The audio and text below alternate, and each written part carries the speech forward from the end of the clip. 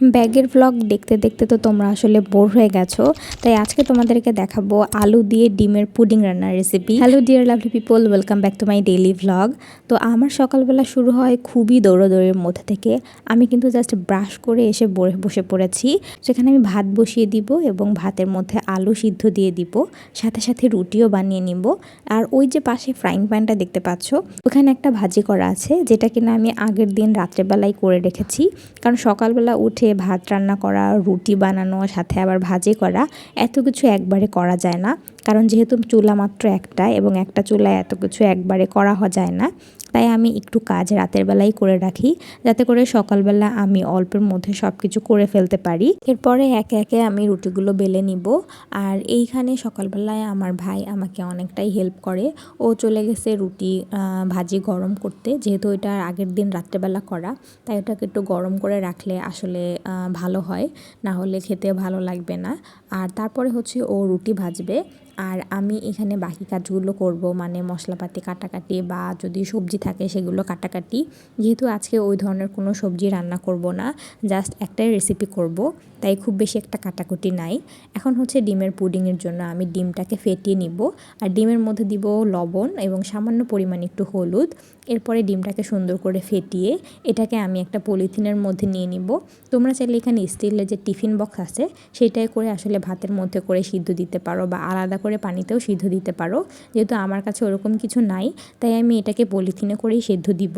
আর এটা সমস্যা নাই, পলিথিনটা কখনোই আসলে ফেটে যাবে না, ভাতের মধ্যে ডিম পড়ে যাবে না, এরকম কোনো কিছু হওয়ার চান্স নেই। এরপরে ফাঁকে আমি বাকি কাজগুলো করে নিলাম। তো ভাত উঠানোর সময় আমি আলু আর ডিমটাকে আগেই আলাদাভাবে উঠিয়ে রেখেছি। এখন হচ্ছে আলুটাকে ম্যাশ করে নিব। তোমরা চাইলে এটাকে হাত দিয়েও ম্যাশ করতে পারো, বাট এভাবে যদি করে ম্যাশ করো তাহলে এটা আরও বেশি আসলে মিহিন হয়। সো এটা ভালো, আমি এভাবে ম্যাশ করতে পছন্দ করি। এবার হচ্ছে এটার মধ্যে পানি দিয়ে মশলা দিয়ে দিতে হবে। তোমরা এখানে তোমাদের পরিমাণ মতো পানি দিতে পারো। আর মশলা হিসাবে আমি এখানে সব ধরনের মরিচ, হলুদ, ধনিয়া, জিরা এবং পরিমাণ মতো লবণ দিয়ে নিয়েছি। আর ডিমটাকেও পিস পিস করে কেটে নিয়েছি। এটাকে দেখো একদম পুডিংয়ের মতো মনে হচ্ছে, যেন পুডিংয়ের পিস পিস করে ছোট ছোট করে কাটা। এবার এটাকে একটু হচ্ছে ভেজে নিতে হবে।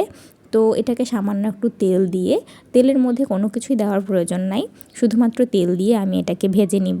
ডিম সিদ্ধ করলে একটা অন্যরকম গন্ধ আসে, অনেকেরই হয়তো বা এই গন্ধটা ভালো লাগে না। ওই গন্ধটা দূর করার জন্য এটা একটু তেলে হালকা একটু দাগ লাগিয়ে যদি লাল লাল করে ভাজা হয়, তাহলে আর কোনো গন্ধ থাকে না এবং জিনিসটা খেতেও অনেক মজা লাগে। এভাবে করে আমরা এটাকে একটু সময় নিয়ে অল্প আঁচে একটু দাগ লাগিয়ে ভেজে নিব। এটা হচ্ছে ডিমের আলুঘাটি রেসিপি, কুষ্টিয়া বা কুমিল্লার বিখ্যাত রেসিপি। আসলে কোন অঞ্চলের আমার এই মুহূর্তে মনে নেই। এখানে আমি আসলে ডিমটাকে পুডিংয়ের মতো করে নিয়েছি, কিন্তু ওরা আসলে ডিমটাকে মামলেট করে নেয়। তো সবই এক, শুধুমাত্র ডিমের একটু অবস্থার পরিবর্তন হয়েছে, আর কিছুই না।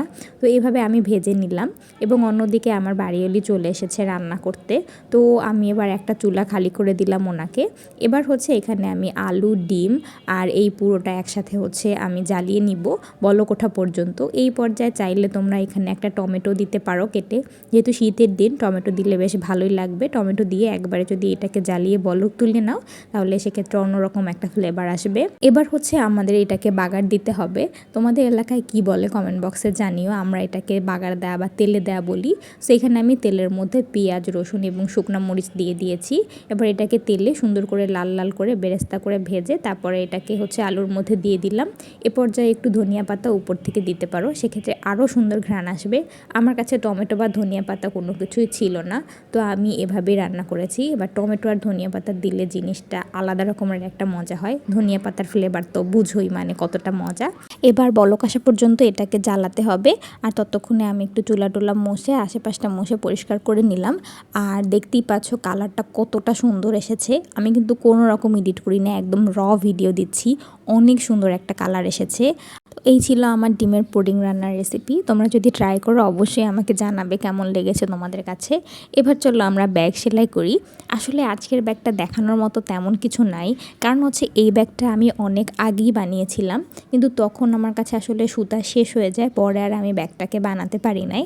তো এরপরে ভাবছি যে ব্যাগটা মনে হয় সাইজে ছোট, কিন্তু আমি আসলে নর্মাল যে ব্যাগগুলো বানাচ্ছি সেইগুলো যেই সাইজের, সেই একই সাইজের হচ্ছে এই ব্যাগটা, তাই এইটাকেও আমি আসলে এর সাথে দিয়ে দিতে পারবো। যাব। এই ফাঁকে দুপুরের লাঞ্চটাও সেরে নিলাম।